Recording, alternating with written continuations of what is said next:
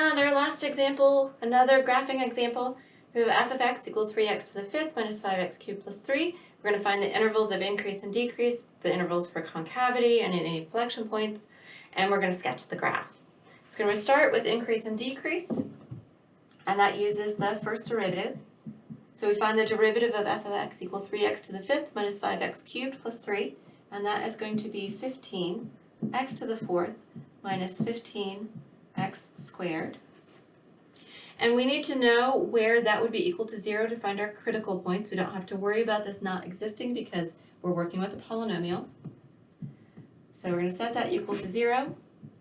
I'm going to factor out the 15x squared from both terms. That's going to leave us with 15x squared times quantity x squared minus 1. So then we can factor a little bit farther and we get 15x squared times x minus 1, x plus 1 equals 0. So that means our critical numbers are x equals 0, x equal 1, and x equal negative 1. And we're going to use those to break up the number line and find our intervals for increase and decrease. So I'm going to put negative 1, 0, and 1. There's going to be f prime below and f above. And again, we get to just pick our convenient values. For x less than negative 1, I'm going to pick x equal negative 2.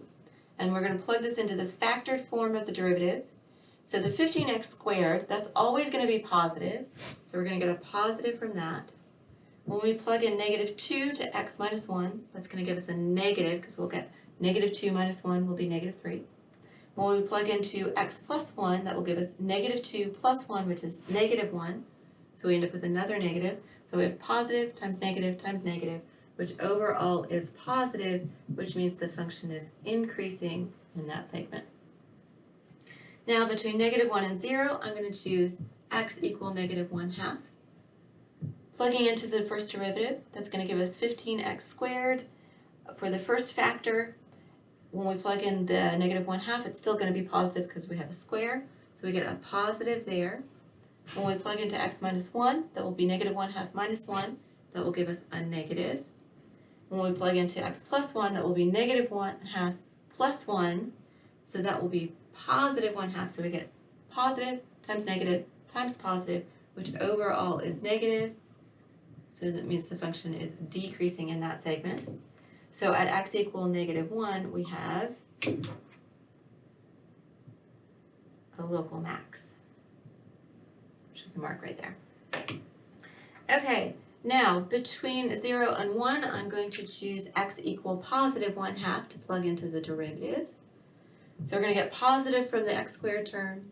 When we plug into x minus 1, not x squared, that's going to be 1/2 minus 1, which will be negative.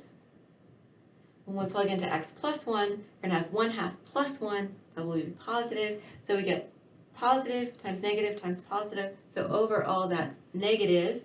So the function is decreasing there. So we do not get a local max or local min there because the function does not change direction there. It does not change from increasing to decreasing or decreasing to increasing. And finally, in our last subinterval, I'm going to pick x equal 2. We're going to get 15x squared. That is still going to be positive. When we plug into x minus 1, we're going to get 2 minus 1. That will be 1, which is positive. Plug into x plus 1, we'll get 2 plus 1. That will be positive. So we have positive times positive times positive. Overall is positive. So the function is increasing in that segment. And we are going to get a local min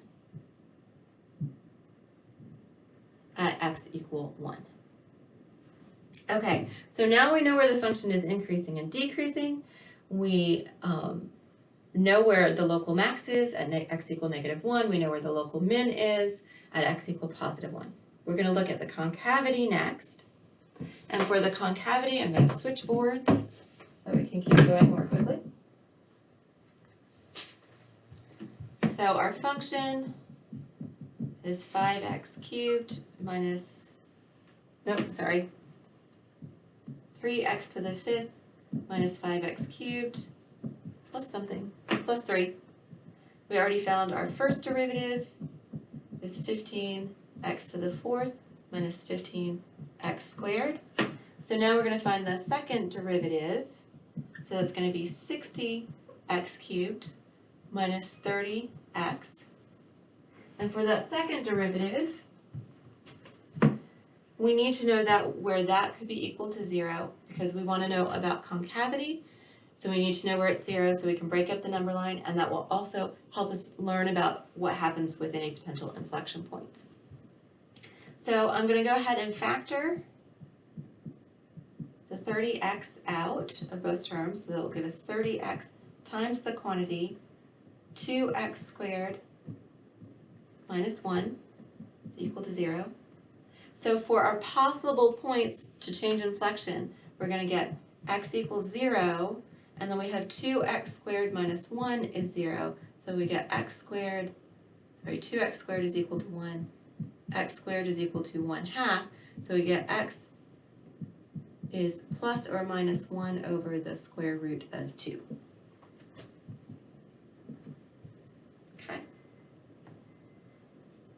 All right, now we're going to break up the number line using these values. So we have second derivative down here, first derivative up here. We have x equals 0. And then we have a positive and negative 1 over square root of root 2. So 1 over square root of root 2 is about 0.717. So I'm going to mark it over here. 1 over root 2. And then negative 1 over root 2.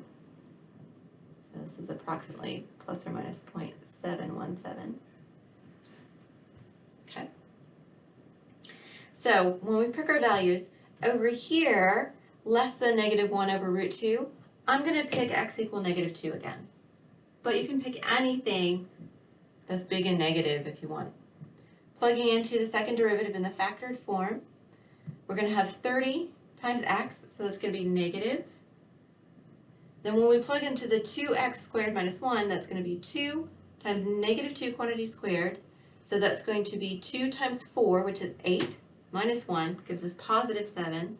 So we get negative times positive, which overall is negative, which means the function is concave down in that section. Between negative 1 over root 2 and 0, so I'm going to choose x equal 1/2. Negative 1/2.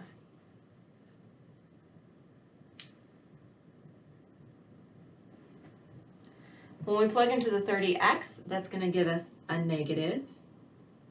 When we plug into the 2x squared minus 1, negative 1/2 quantity squared will be 1/4. So we get 2 times 1/4 is 1/2. And then 1/2 minus 1 will give us a negative 1/2. So we get negative times negative, which overall is positive. So we get concave up in that segment. Between 0 and 1 over root 2, I'm going to choose x equal positive 1/2. When we plug that into the 30x, that will be a positive.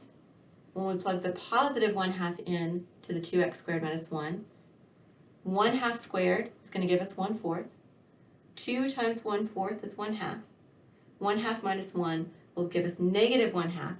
So we end up with positive times negative, which overall will be negative, so the graph will be concave down in that segment. And then finally, we want, in our last subinterval, something bigger than 1 over root 2. I'm going to choose x equal 1 in this case. It'll be easy to work with. So I'm going to plug into the 30x. That will be positive. I'm going to plug into the 2x squared minus 1. So we have 2 times 1 squared. 1 squared is 1, so we get 2 times 1 gives us 2. Subtract 1, that gives us 1. So that will be positive. So we get positive times positive, and overall is positive. So the function is concave up in that segment. Okay, so now what we need to do is put all of these things together. And when we put them all together, we're going to be able to sketch the graph. So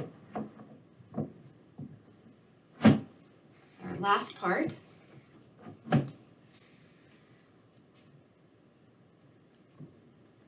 Okay, so we know we have a local max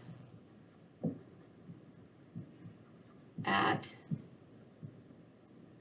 x equal, suddenly forgotten, I just erased it. We have a local min at x equal, the local max was at -1, the local min was at x equal 1.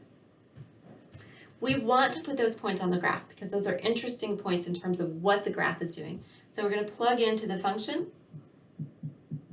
So f of -1, we're going to get 3 times -1 will be -3.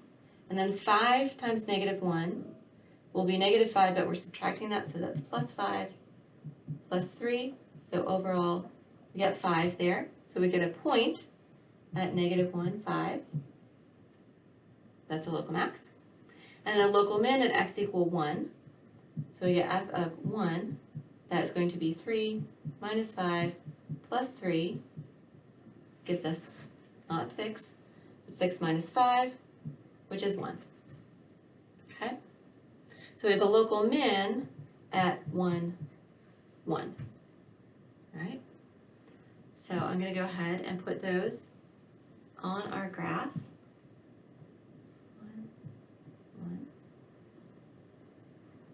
-1, 5. Local max up here. And also at x equals 0, we had something happening. So we're going to go ahead and put x equals 0, that point on the graph. That was a critical point. So f of 0, we're going to have 0 minus 0 plus 3 is 3. So we get another point on the graph at 3. And if you remember, what was happening on the graph is that, or with our increasing and decreasing, we were increasing until we get to x equal -1 at this point up here, and then we were decreasing and then decreasing again. And then we switched to increasing. So we can sort of get an idea what the graph should look like. Increasing, decreasing, decreasing, increasing. But also we want to add our information about concavity, so I'm going to drop this down for a second again. Now we know we want to be concave down until we get to this point, and then concave up. Then we're going to switch concave down at x equals 0. So that point where we were on the y-axis, that is going to be an inflection point. And then we have two other inflection points. We're going to switch from concave down to concave up. Now, these are at about 0.7 and -0.7. So we're going to include that on our graph.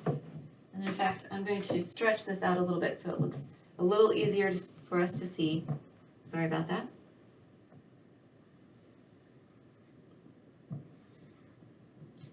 But we're almost there. 3, 2, 1. So I'm going to make -1 over here. So I'm stretching out the scale on the x-axis so that we can see this a little bit better. So we have -1, 5. Here is our local max at x equals 0, y equals 3. We have an inflection point, and at 1, 1 we have a local min. And we know that we want to be increasing and concave down. Just a little reminder there. We're concave down until that first inflection point. So we're going to be increasing and concave down. And then we have to switch to decreasing. But the inflection point is between -1 and 0. So we're going to be decreasing and concave down still till we get to that inflection point. And then we're going to switch to decreasing and concave up. And then we have another inflection point at x equals 0. So we're going to switch there from concave up to concave down. So we're still decreasing because we're going to decrease till we get to this local min. But we're going to be decreasing and concave down until we get to our next inflection point, which is at about 0.7. And then we're going to switch to concave up, but we're still decreasing till we get to our local min. And now we're going to be increasing and concave up the rest of the time. So we get something that looks like this. And there we have it.